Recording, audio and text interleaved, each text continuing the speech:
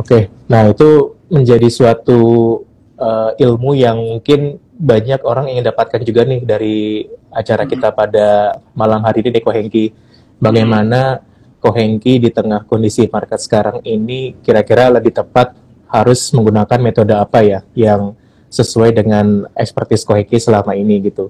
Karena kita selama ini kan juga mengenal Ko Hengki itu sebagai salah satu trader yang lebih ke arah swing atau juga scalping juga tentunya sangat sering juga Ko Hengki lakukan ya di tengah kondisi market yang tentunya sangat mendukung seperti belakangan ini. Nah, kira-kira seperti kondisi market ini menurut Ko Hengki sendiri apakah lebih tepat scalping, jadi harus setiap hari kita in and out at the same day, atau ada beberapa saham yang kelihatannya bisa kita coba hold untuk kita cari maximum return di swing tradingnya, Ko Hengki? Kalau saya disuruh memilih salah satunya, saya nggak mau milih salah satunya. Kenapa? Karena bagi saya dua-duanya bisa dipakai. Gimana cara pakai dua-duanya? Contoh, saham, nggak apa-apa ya saya mention sahamnya ya, cuman saya nggak, maksudnya saya udah di bawah gitu. Jadi kalian jangan beli karena wah Hengki mention, cuman emang masih ada upside-nya. Contoh saham yang sering saya main gitu adalah saham brand, cuan, BRPT saya sering main. Cara mengakalinnya dipanggil pilih swing atau scalping ya bagi saya nggak peduli metode apa, yang penting bisa make money fast, make money ya banyak dan cepat gitu. Itu kan yang penting kan, bukan metodenya apa yang penting. Nah kalau saya sih belinya 2 account. Jadinya contoh kayak Valburi kan bisa buka nih kayak contoh Hengki, dan Hengki bisa 2 kode, satu yang kodenya L, satu kodenya X, tapi sama-sama Hengki, tinggal diklik doang beda. Nah, saya biasa sikat dua-duanya gitu. Yang swing, ya udah biarin swing. Anggap aja itu bonus tahunan gitu ya kan. Sampai waktunya patah tren atau distribusi kita jual. Nah, yang scalping ya kita cari uang dia jangan bilang sat. Ya. Tapi saya bukan tipikal 1-2 tick TP gitu. Saya benar-benar sampai nggak bisa gitu. Rata-rata 7%, 8% ya kadang. Kalau mentok sampai arah ya sampai TTP gitu, bahkan di arahnya saya tambahin seperti itu. Jadi itu sih kalau style saya ya. Jadi saya mengkombinasikan kedua. Oke,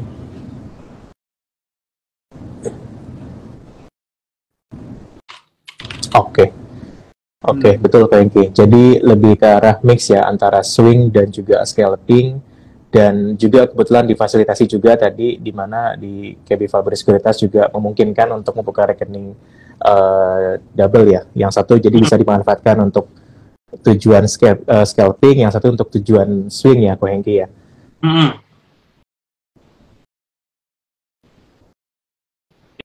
Iya.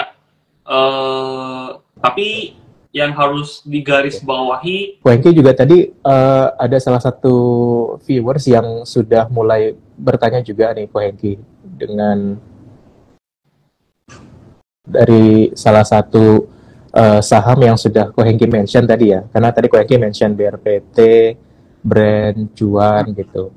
Nah tadi ada yang sudah bertanya nih Ko Hengki, specifically ke BRPT nih Ko Hengki, apakah sudah selesai atau belum ya Ko Hengki kenaikannya nih? Kalau view saya ya BRPT belum. BRPT view saya ya dari sebelum saham ini, bukan sebelum saham ini ya, saya terakhir beli saham ini itu di 1020-an yang swing saya gitu ya, 1020 sampai 1040 gitu. 1040 sampai 1020. Nah, kalau view saya BRPT belum selesai. BRPT view saya itu mungkin main di atas 2000 gitu. Saya masih cukup optimis kalau saham ini main di atas 2000. Nah, saham BRPT. Nah, dan untuk melanjuti yang tadi ada garis besar yang penting ya gitu. Yang orang itu saya takut keliru gitu orang, karena kalau nggak digaris bawahi.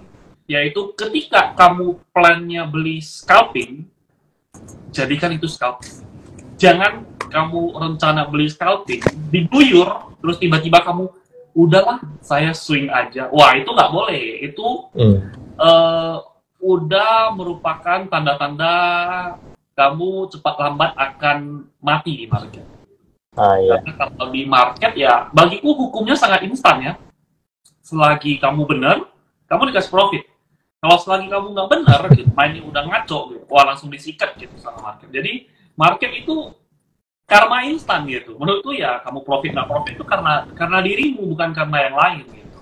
Nah tentu ya orang lain cuma bisanya sharing, ngajar, gitu, tekankan, gitu. Fokusnya di sini, fokusnya di situ. Tapi ya semuanya kembali lagi ke tanganmu karena yang enter semua itu diri kita sendiri seperti itu.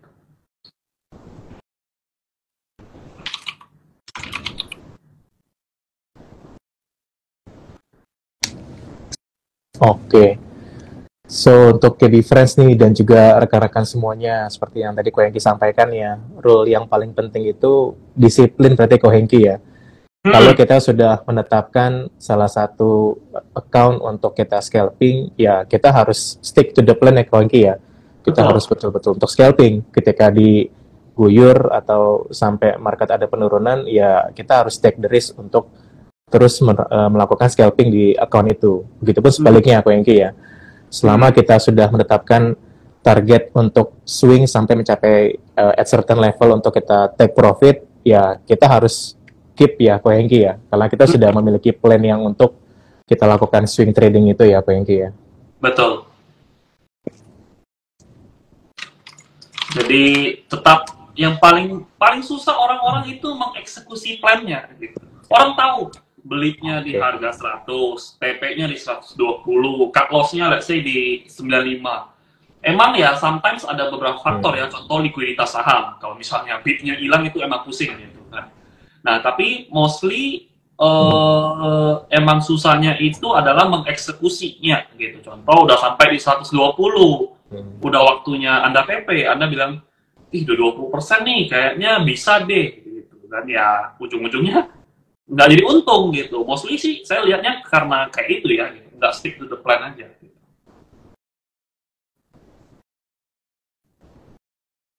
Ya. Oke. Ya, betul. Oke.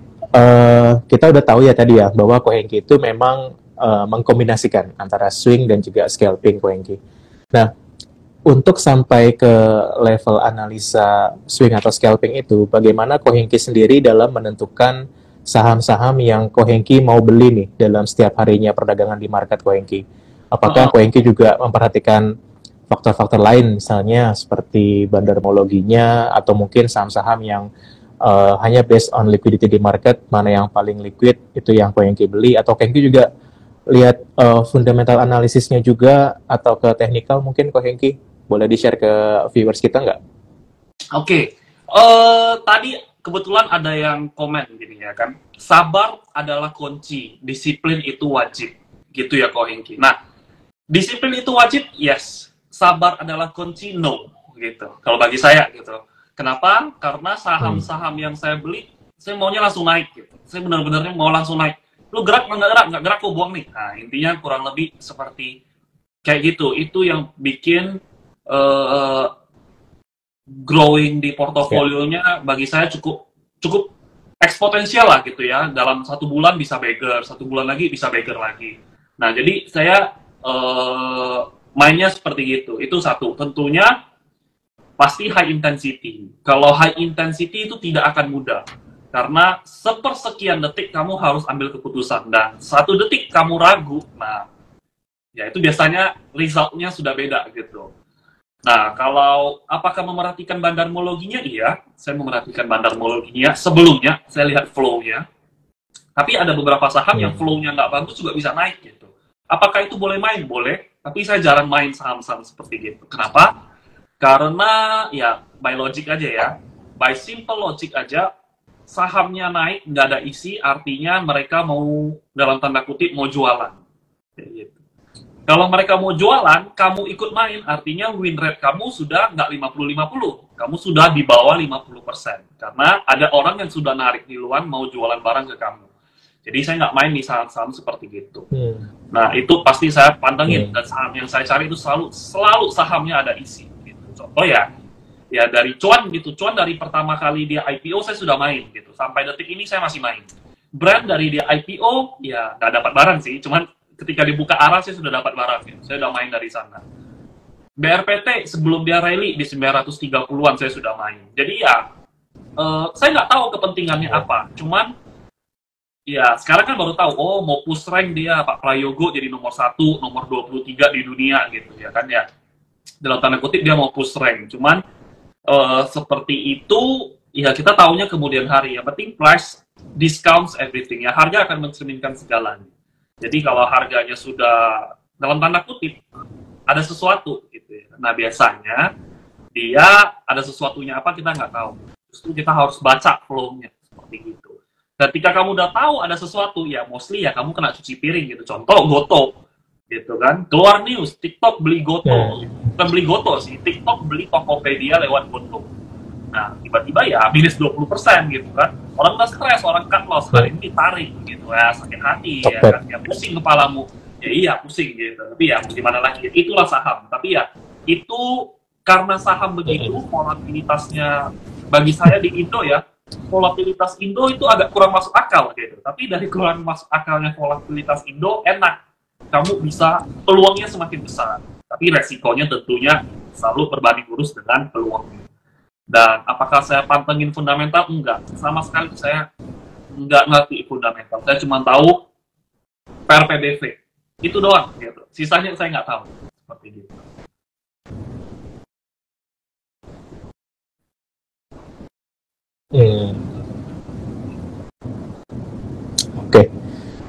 Oke, Koenki. Ya, tadi kita udah dengar ya bahwa Koenki itu juga memperhatikan bandarmologi, tentunya saham-saham yang secara flow masih sangat mendukung ya Koenki ya. Tadi Koenki sudah mention ada mulai dari brand, ada dari BRPT. Jadi tentunya saham-saham yang memang secara flow-nya juga sangat mendukung ya Koenki ya. Apalagi kondisi sekarang volumenya juga masih mendukung gitu. Jadi ya stick dengan saham-saham yang seperti itu ya Koenki ya. Kalau enggak saham-saham yang punya kepentingan, yang jelas kepentingannya, contoh waktu itu sahamnya NTBK. NTBK saya koleksi itu udah bulan Oktober, sekitaran bulan Oktober saya koleksi. Di sekitaran 55 sampai 63 saya koleksi. 55 63 saya tiap hari beli 55 sampai 63. Kenapa beli saham NTBK gitu ya kan? Karena saya tahu dia mau lepas notasi gitu. Mau lepas notasi. Nah, cuman saat itu saya nggak tahu lepas notasinya tanggal 30 November. Saya nebaknya lepas notasinya tanggal 23 November. Saya telat seminggu. Nah, ya udah saya tunggu transaksinya bagus, ada kepentingan ya kita beli gitu ya kan. Saya beli kurang lebih average-nya 60. Nah, ketika notasinya lepas, dia gap up. Bukan gap up ya, di kerek naik gitu ya kan. Di kerek naik kurang lebih hampir 10%. Saya dari 60-an di kerek sampai 90-an. Ya udah, bebas. Saya mau gebuk ke bawah, tinggal gebuk ke bawah gitu ya. Itu waktunya taking profit.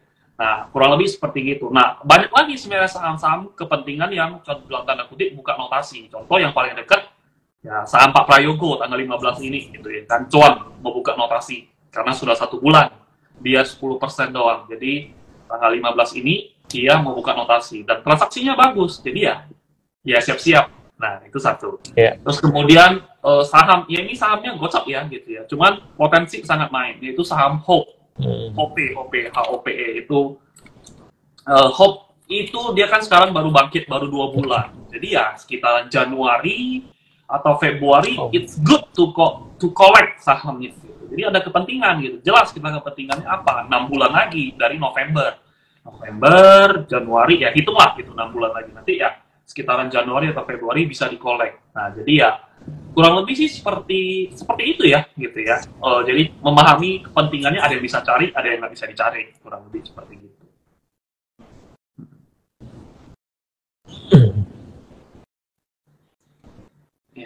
Oke. Wah, nih Kohengki sudah mulai men-spill nih beberapa stock pick Kohengki nih mungkin ya untuk dalam beberapa bulan ke depan nih. Sebelumnya mungkin saya ingatkan juga ya ke viewers kita pada malam hari ini bahwa ini semua disclaimer on ya. Jadi semua keputusan investasi dan juga resikonya ada di tangan teman-teman semua ya. Jadi please do your own research. Kita di sini hanya sifatnya mengedukasi ya Kohengki ya. Jadi mohon dilakukan analisa lebih dalam untuk saham-saham yang akan kita bahas pada malam hari ini. Dan juga sudah mulai banyak nih pertanyaan yang ada di komen ya Ko Hengki nih. Tadi ada beberapa seperti BBYB, Aisa, Medco, dan juga Archie ya. Mungkin dari 4 saham ini gimana Ko Hengki view-nya?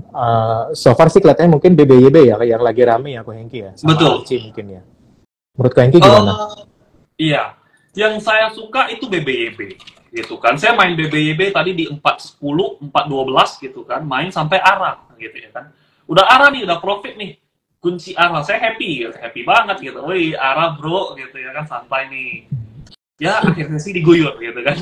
Benar-benar digebuk gitu. Ya sudah, saya taking profit langsung saya haki semuanya BBYB. Cuman so far BBYB ternyata yang haki itu NG. Saya kira yang haki itu emiten. Ternyata saya salah, yang haki itu MG. Jadi seharusnya BBYB masih bagus.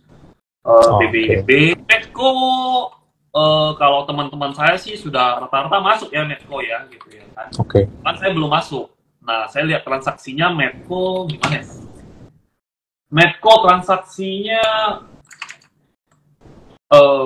ternyata kopong ya. Kopong. Oke. Cuman oke lah, saya boleh bilang oke. Nah, yang nggak oke itu Archie. Archie adalah saham yang sangat saya sensitif. Kenapa sangat saya sensitif? Karena dia mainnya news. Mainnya news, dan newsnya itu kemungkinan sangat besar bohong. Gitu, fake news. Dia pakai. Kenapa bisa bilang begitu? Karena transaksinya tidak mencerminkan apa yang dikatakan news. Jadi Archie, saya bisa sebenarnya confirm sih kalau ini bohong gitu, dan ada statement juga dari Barito-nya kalau itu nggak benar. Kan itu kan di-up-upin terus gitu kan, potensi gitu. Nah, menurut saya sih dan dari transaksi itu kacau, jelek banget. Jadi ya, menurut saya ini lagi net sell ya, jadi jangan kepancing. Jadi apa aja? Archie, BBYB, Medco, lagi apa ya? Lupa deh satu lagi apa ya. Tadi Aisa Ko Hengki. Oh, Aisa mainnya akan jauh. Harga sekarang bagus.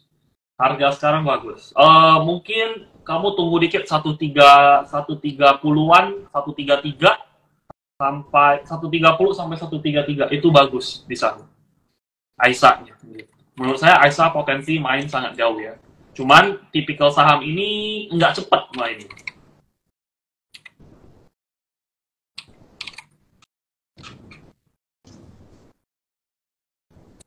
Oke. Viewers sudah ada pertanyaan lagi ya mungkin ya. Ini ada yang lagi lumayan running nih Ko Hengki, seperti Gajah Tunggal sama Arto nih Ko Hengki. Jadi mungkin ada juga yang menanyakan Goto, tapi tadi Ko Hengki juga sudah cukup banyak ya penjelasan tentang Goto ya. Mungkin lebih ke arah Gajah Tunggal sama Arto nih Ko Hengki, gimana? Gajah Tunggal koleksi. Saya udah dibilang Gajah Tunggal koleksi karena saya sendiri itu lagi koleksi Gajah Tunggal di harga tadi saya lihat 930-an gitu ya. 930 Gajah Tunggal koleksi. Nah, Gajah Tunggal juga saya masih ingat Gajah Tunggal saya main itu akhir Oktober. Ketika dia keluar news saham Gajah Tunggal profit gitu ya. Profit besar gitu. Nah, itu dari sana saya sudah main gitu. Arah besoknya gap up saya buang gitu ya. Seperti biasa lah ya. Nggak kuat saya pasti buang. Terus yang arah kemarin lagi, saya juga dapat gitu.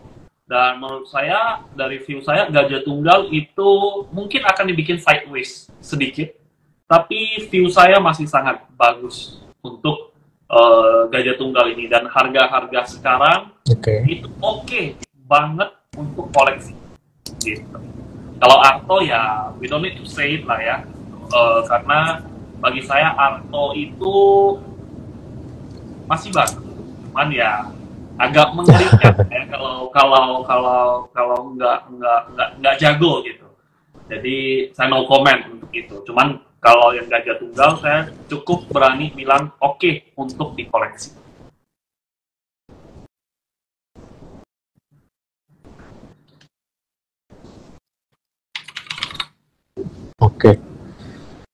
Oke, tadi Koengki juga sebelumnya kan sempat menyatakan ya bahwa ada beberapa saham yang tadi Koengki ada bilang ada yang kepentingan, kemudian ada keluar dari notasi, tadi Gajah Tunggal juga ada infonya juga kenapa layak untuk dibeli pada saat akhir Oktober tadi ya Koengki. Jadi mungkin Koengki selain yang tadi kita bicara bandarmologi, kita bicara flow-nya juga seperti apa, technical juga kita lihat, volume juga gitu. Berarti Koengki juga terus pantau tentang berita-berita yang related ke emiten-emiten yang mau Koengki beli juga ya. Jadi itu jadi salah satu faktor utama juga mungkin Koengki ya. Berita enggak, saya enggak pantau berita. Kenapa? Karena bagi saya, Oke. ketika beritanya sudah keluar sudah telat. Biasanya dia price action dulu. Cuman emang beberapa kali ada beritanya keluar berbarengan dengan harganya ngepam. Okay. Cuman jarang, rata-rata harganya ngepam dulu baru beritanya keluar. Nah, seperti itu. Sampai kayak GJTL itu nggak ada keluar news sama sekali. Tiba-tiba loncat 10%. Saya langsung lihat dong. Ada apa nih gitu ya kan, saya nggak tahu ada apa. Wih, orang sikat terus, nafsu banget sikatnya ya, saya langsung sikat terus sampai arah gitu, saya dorong terus yang dewannya sampai arah, baru keluar news. Labanya Gajah Tunggal sangat luar biasa dibandingkan kuartal sebelumnya, tahun sebelumnya. Terus baru oke.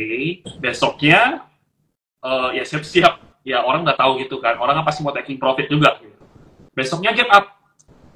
Udah gap up, saya lihat nih, wah nggak benar nih, ada yang dalam tanda kutip ngejualan gitu ya. Ya udah beres, saya hati aja gitu, nggak pusing gitu, tinggal cari yang lain.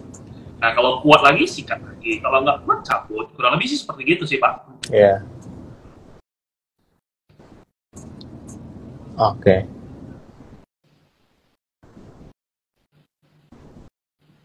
Oke, Pak Engki.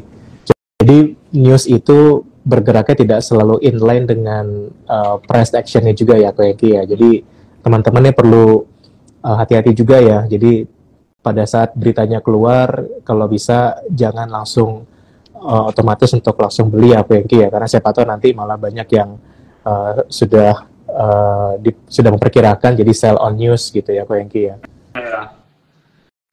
Banyaknya beli berdasarkan news pasti mostly meninggal ya.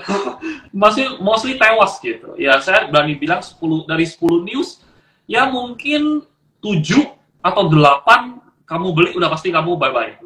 Sudah sell on news semua gitu.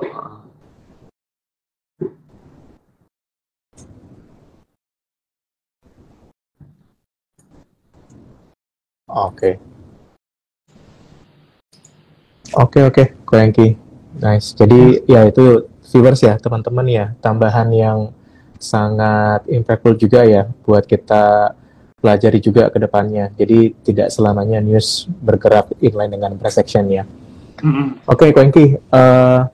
Ini ada beberapa juga nih yang langsung banyak ada tambahan pertanyaan ya. Tadi ada juga saya lihat mungkin yang lagi rame juga sebelumnya nih kayak ada Gosko, kemudian ada juga Raja, ada Hoki, sama Bris ya, Ko Engki ya.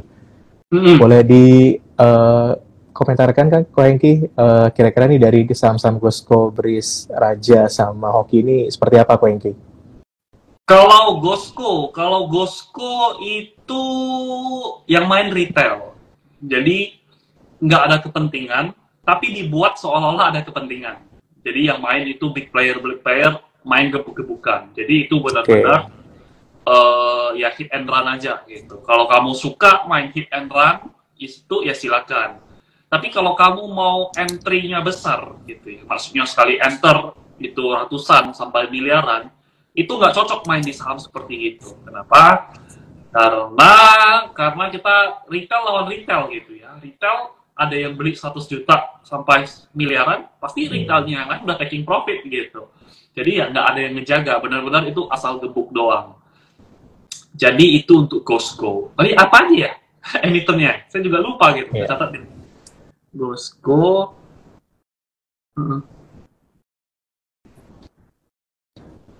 Breeze, Hoki, sama Raja Ko Hengki. Oke. Gosko, Breeze, Hoki, Raja. Oke, kalau misalnya Breeze. Kalau Breeze itu transaksinya bagus. Saya sangat suka transaksinya. Cuman, dia sudah mentok di resistnya. Nggak mampu dia nge-breakout. Tapi view saya sih, dia akan breakout, cuman belum gitu.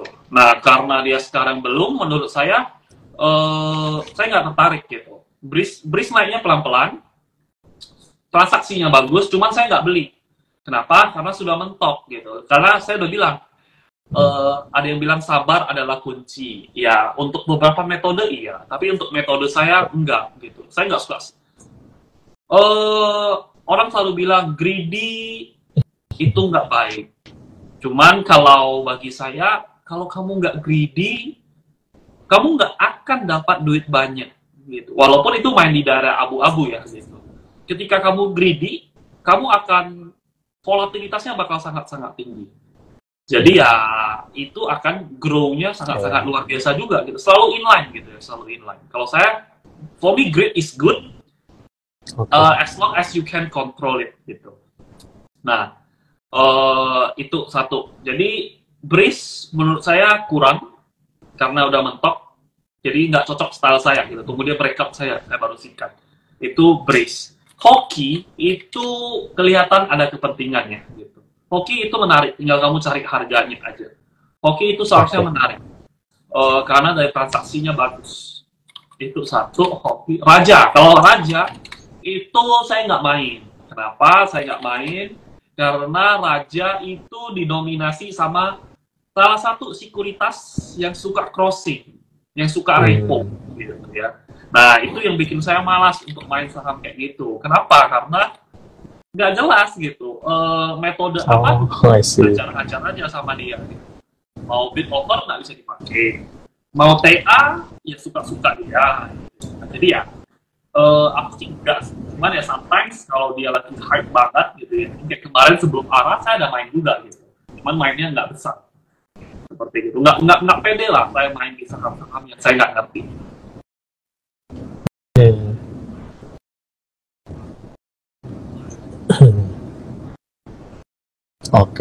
Oke, thank you.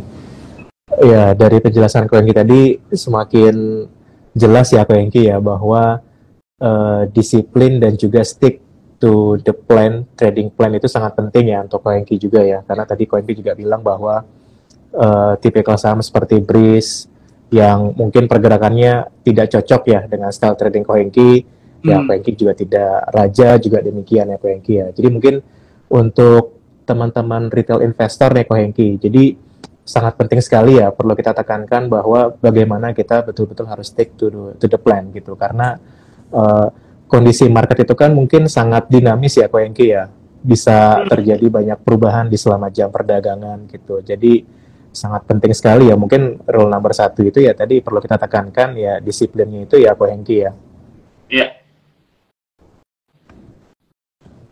Benar. Itu sama mengerti emiten kali ya. Mengerti emiten, mengerti hype. Kalau contoh ada saham kayak Fire lah ya. Fire kemarin arah kan. Apakah saya beli? Saya sudah lihat dia dari kita plus 15%, saya sudah lihat dia udah spamming, udah main. Ya bagi saya sih udah oke. Maksudnya bisa dalam tanda kutip bisa aral gitu ya kan. Cuman kalau kita masuk gede, nah itu beda cerita lagi gitu ya kan. Kalau kita masuk 500 juta, 1 miliar, nah itu case-nya beda lagi nanti, susah lagi arahnya. Jadi saya sudah lihat, saya kenalin karakternya, emang ini bandarnya emang bukan bandar lah ya, pemainnya sih mau exit aja gitu, mau nyari mangsa doang. Jadi ya ngapain saya masuk main di kandang harimau gitu ya kan ya. Kalau kamu main sama harimau ya kamu harus siap-siap digigit harimau gitu. Nah kalau kamu main sama binatang yang lebih halus, lebih lembut ya, kemungkinan digigitnya lebih dikit gitu. Seperti gitu.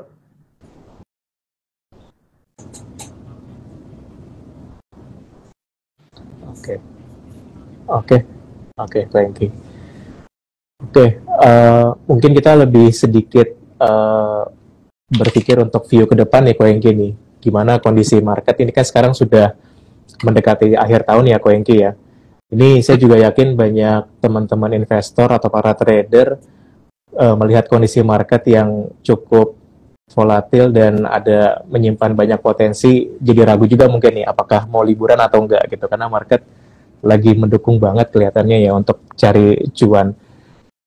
Gimana menurut Kak Hengki sendiri nih, masih ada peluang window dressing kah di akhir tahun ini, atau kita coba tunggu sampai nanti setelah akhir tahun dan ya see next month seperti apa menurut Kak Hengki? Menurut saya tahun ini nggak ada window dressing. Kalau view saya nggak ada window dressing. Kenapa? Karena definisi window dressing itu adalah portofolio lebih besar daripada tahun sebelumnya.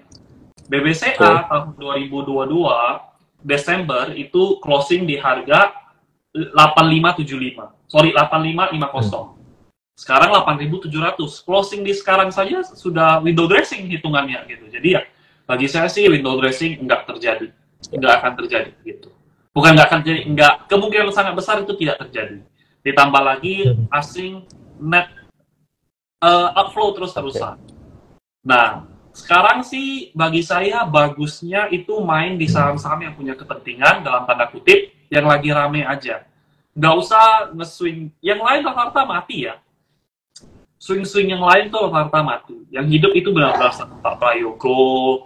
Ya itu aja gitu loh. Itu aja gitu. Kalau di luar dari itu mostly nggak jelas. Jadinya jangan dulu deh. Gitu. Kalau view untuk tahun depan ya, saya sih lihat mungkin akan ramai lagi ya, semoga ya gitu ya. Tergantung realisasi dari awal tahunnya terkait pembukaan broker nih. Ini gimana nih pembukaan broker? Kalau broker beneran dibuka sih, bagi saya kita trader itu dikasih second chance gitu ya. Dan kamu benar-benar dikasih extra life sama bursa gitu kan. Bursa benar-benar cari extra life gitu. Jadi kalian benar-benar harus agresif memanfaatkan itu sebelum ditutup lagi gitu. Kenapa dibuka? Karena ya transaksi sepi gitu. Jadi ditutup karena rame. Jadi ketika kalau rame ya siap-siap ditutup lagi. Nah, jadi ya memanfaatkan momentum seperti itu gitu. Jadi bagi saya tahun depan kalau pembukaan broker sih seharusnya rame ya. Seharusnya rame. Tahun pemilu ya saya nggak ikutin tahun pemilu sebelumnya ini karena saya belum trading. Saya trading pas COVID gitu kan Maret 2020. Jadi kalau view saya indeks all time high gitu ya. Siap-siap nge-break all time high. Tapi ya mungkin nggak dalam Januari ini. Februari, Maret gitu sudah mulai.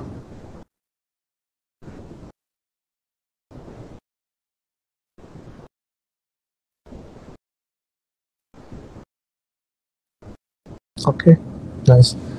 Oke, menarik sih Ko Hengki ya. Kita juga pasti teman-teman investor sangat menunggu tuh mungkin ya pembukaan kode broker lagi ya. Karena tadi yang seperti Ko Hengki bilang, seperti ada second chance juga lah untuk teman-teman investor ya dengan adanya pembukaan kode broker lagi. Dan tadi juga Ko Hengki sudah menyampaikan kemungkinan ISG akan all time high juga ya untuk tahun depan, despite dari seperti apa hasil pemilu nanti ya Ko Hengki ya. Apakah kira-kira nih Ko Hengki, sedikit kalau kita bicara tahun depan ya Ko Hengki ya, dari yang tadi kita bicara pemilu gitu, sebesar apa sih menurut Ko Hengki sekarang kondisi market, apakah memang sudah bisa betul-betul terlepas dari faktor-faktor yang sifatnya politis seperti itu, atau gimana menurut Ko Hengki ya? Tahun ini saya nggak tahu ya tahun lalu gimana ya, cuma saya lihat dari track recordnya, dulu misalnya pemilu, sahamnya Bakri gila-gilaan terbangnya gitu, digoreng. Sahamnya Thohir, sahamnya Pak HT gitu. Tapi kan tahun ini nggak ada gitu. Mari katanya Ganjar gitu. Mari katanya Thohir gitu ya kan. Padahal transaksinya itu sangat-sangat jelek. Yang goreng itu retail doang gitu. Nah, orang cuma lihat ya yang kayak saya bilang kayak Archie, Gosco itu yang mirip-mirip Mari gitu. Yang goreng, yang ngedorong itu retail. Jadi ya siap-siap aja gitu, cepat lambatnya itu jelek gitu.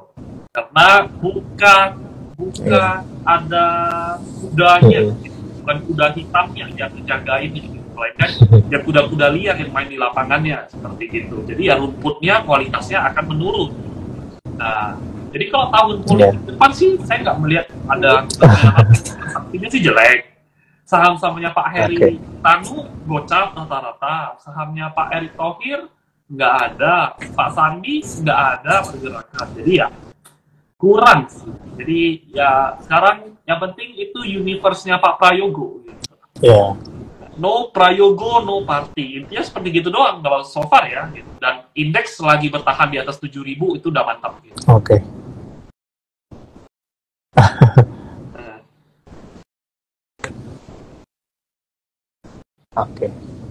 Oke, good point. Setuju sih Pak Hengki. Universe-nya Pak Prajogo tadi itu ya. Oke. Tadi sempat Ko Hengki sudah mention juga nih ada beberapa topik untuk tahun depan ya Ko Hengki ya. Tadi Ko Hengki sempat bilang ada HP, kemudian ada juga saham-saham lain. Mungkin di luar yang tadi sudah Ko Hengki mention, apakah ada saham-saham topik lain nih mungkin Ko Hengki yang perlu kita pantau dari untuk perdagangan sampai akhir tahun ini atau mungkin untuk sampai tahun depan mungkin Ko Hengki? Tahun ini mungkin dalam waktu dekat itu PANI, saya bisa bilang. Saham PANI itu menarik. PANI, penembusan R-nya. Oh, PANI. Tadi juga ada yang nanya tuh PANI ya. Iya, kebetulan ada yang nanya gitu. PANI ya, PANI itu dia tebus R-nya di harga 5.000. Artinya apa? Artinya ketika kamu ada saham, kamu tebus, kamu akan dapat average goceng, gitu ya kan? Nah, kemarin saya trading, saya beli itu dari harga 4.600, gitu ya. 4.600 loh, gitu. Beli bawah, saya benar-benar bawa beli. 4.600 saya kumpulin. 3-4 hari saya kumpulin, gitu kan. 4.600, gitu kan. 4.600 saya kumpulin, ditarik arah. Gitu kan. Nah, saya hari ini jual, gitu. Saya jualnya di harga berapa? Harga 6.000. Nah, kenapa saya jual? Karena PANI ini, ya logik lah ya, ini nggak akan ada di dunia ini makan siang gratis. Kalau harganya ditarik ke 6.000 atau bahkan ke 7.000, artinya orang yang tembus R itu bisa langsung taking profit gitu. Taking profit 10-20%. Nah, mana ada sih di dunia ini seindah itu gitu ya. Kan ya dunia ini ya kejam gitu ya. Kamu nggak dimakan aja sudah bagus, mau terima makan siang lagi ya kan. Jadi ya PANI sangat wajar untuk diguyur gitu. Kenapa diguyur? Karena biar orang-orang yang tembus R itu panik, which is rusak. Ketika mereka panik, mereka jualan. Ketika mereka jualan, let's say lah dikasih untung juga ya nggak jauh banget lah. Paling kan harganya ya 5.100 ya, kamu masih bisa profit ya, silakan pergi aja lah gitu ya. Uang upamu cuma 100 perak gitu ya, 100 perak per lembar. Nah, jadi kurang lebih sih seperti itu. Tapi PANI setelah dia right issue-nya selesai, maksudnya penembusan penukaran R-nya gitu, itu akan menjadi sangat menarik karena mostly yang ikut nebus itu pasti ownernya. Karena ownernya berani nebus di goceng, ya artinya dia ada view yang lebih besar. Cuman orang-orang retail yang tembus sekarang itu nggak ngerti, akan dikocok dulu gitu. Kau pergi dulu kalian gitu, ngapain kalian ngikutin kita gitu ya kan. Setelah retail-retailnya pergi, itu akan menarik. Jadi menurut saya PANI akan sideways dulu untuk beberapa hari ke depan. Kalau bisa sih turun ya lebih baik ya. Saya sih tadi 6.000 saya geprek habis gitu ya kan. 6.000 ada bid nih, wah hajar aja gitu. Nah, mumpung gitu. PANI ya. Ya, nanti ambil lagi. Bagus, jangan ditinggal gitu. Sangat sayang saham bagus ditinggal. Saham bagus di Indo itu nggak banyak, dikit banget gitu. Udah dikit, kamu pindah sana pindah sini, mainnya yang lain ya bobot lah kamu. Betul. Oke.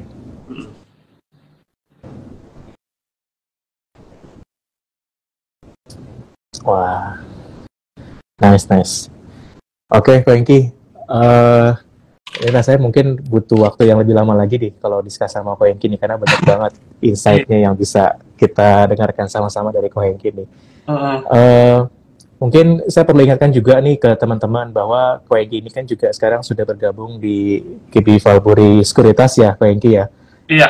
Kami juga sudah ada pin message-nya juga, link untuk bergabung dengan KB Valbury Sekuritas nih teman-teman, di pin message juga sudah ada, nanti juga akan dipandu langsung sama Ko Hengki untuk transaksi seperti apa, dan juga nanti sama rekan kita di KB Valbury Sekuritas cabang Semarang juga nanti akan fully support untuk membantu teman-teman semuanya untuk bergabung, karena kita juga ada banyak promo menarik nih untuk calon-calon nasabah KB Valbury Sekuritas ke depannya, mulai dari promo trading fee, ada margin juga, dan juga nanti ke depannya untuk tahun depan pasti akan banyak promo-promo yang lain juga ya.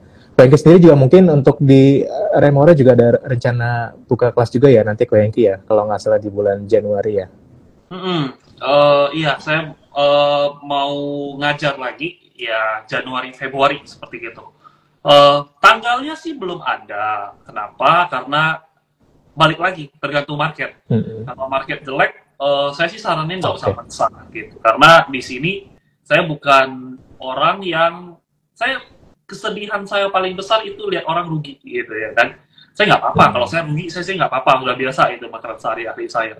Cuma kalau lihat orang rugi itu saya sedih gitu. Apalagi kalau misalnya orang bayar tapi nggak sesuai dengan yang diharapkan. Jadi better saya pending aja gitu. Jadi ya either Januari atau Februari.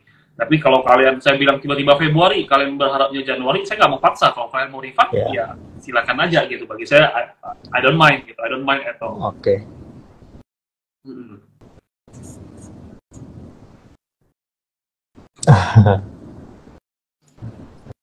Oke. Ya, sangat ditunggu ya Ko Hengki. Semoga nih nanti ke depannya kondisi market terus mendukung juga ya Ko Hengki untuk kita semua nih mencari make money in the market, mencari beggar, mencari cuan dari market nih yang sangat mendukung lah sampai ke depannya nih Ko Hengki. Iya. Ko Hengki, again terima kasih banyak Ko Hengki untuk